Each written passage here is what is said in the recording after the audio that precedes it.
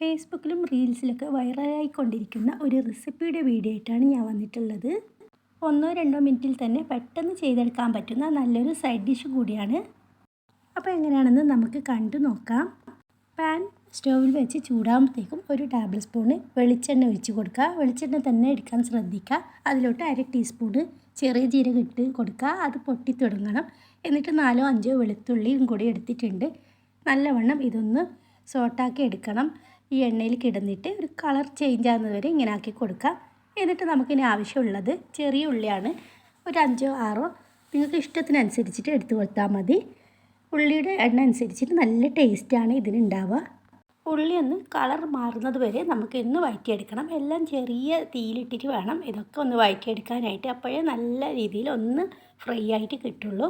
എത്രത്തോളം ഫ്രൈ ആണോ അത്രത്തോളം നല്ലൊരു രുചിയായിരിക്കും. എന്നിട്ട് നമുക്ക് കുറച്ച് കറിവേപ്പിലയും കൂടി ഇട്ട് കൊടുക്കുക.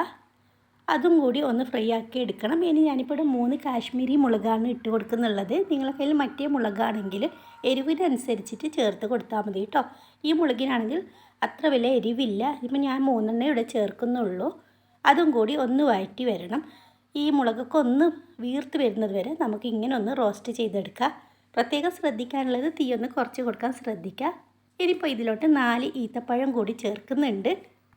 കുരുകളഞ്ഞ ഈത്തപ്പഴമാണ് ചേർത്ത് കൊടുക്കേണ്ടത്. ഇപ്പം നല്ല സോഫ്റ്റ് ആയതിൻ്റെ പേരിൽ ഞാൻ ഡയറക്റ്റ് അങ്ങനെ തന്നെ ഇട്ടെടുത്ത്. നിങ്ങളുടെ കയ്യിൽ ഹാർഡായ ഈത്തപ്പഴമാണെങ്കിൽ കുറച്ച് ചൂടുവെള്ളത്തിൽ കുതിർത്തതിന് ശേഷം ഈത്തപ്പഴം എടുത്താൽ മതി. അപ്പോൾ നല്ല സോഫ്റ്റായിട്ട് കിട്ടുന്നതാണ്.